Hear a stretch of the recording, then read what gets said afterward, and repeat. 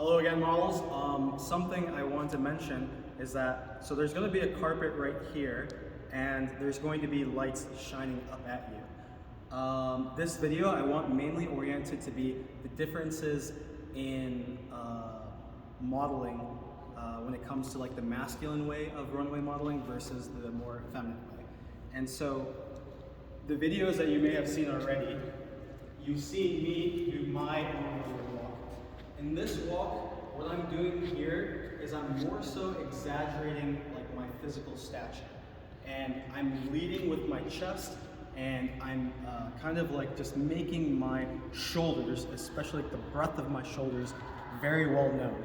And so it's very upper body dominant with like a confident and like very streamlined stride with my legs.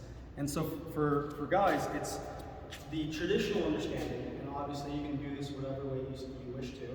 It's chest out and like, you know, head up, neck upright, back straight, and leading with the chest. This doesn't mean that you're like Popeye going out like this.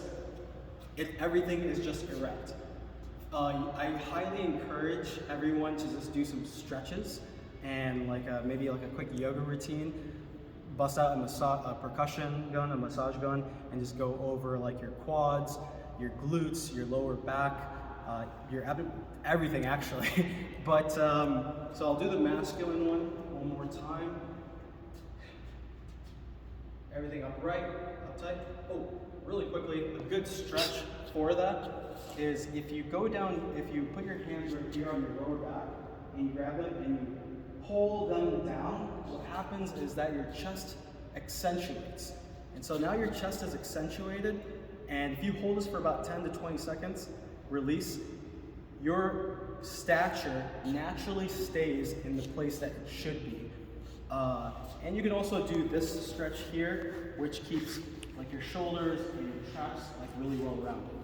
So like with guys, a more masculine approach, everything is right, confident, chin forward, neck straight, a little bit of like swag, just a little bit of give. You don't want to be tight, like upright, like a very like just rigid. Give it a little bit of like looseness, but still with poise. So leading with the chest, remember the shoulders. There you are, that's the masculine style. I'm gonna get to the feminine style now. This is one that I don't have too much familiarity with.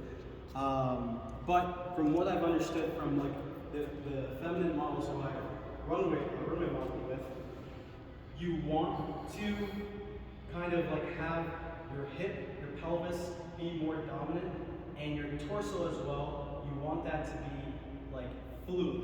So hips kind of like not so much dominant, but you want them to be mobile and like have your hips kind of be like the catalyst in your walk.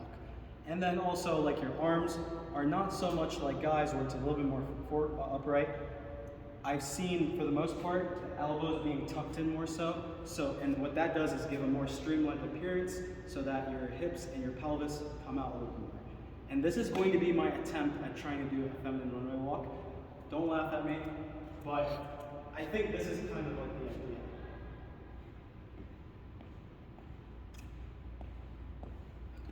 And one thing with that is that unlike the masculine approach, the steps are very much more defined.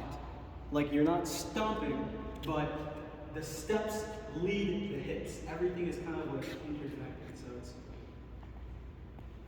And a good way to think about this is for everyone who's seen the Batman movie that just came out this year, Zoe Kravitz as Catwoman, this is exactly what she does. You don't have to do it to that degree. And again, this is also bound by your interpretation. I encourage everyone to do what feels comfortable for them. This is not that serious, and you're welcome to do it any way that you see fit. Again, text me tomorrow.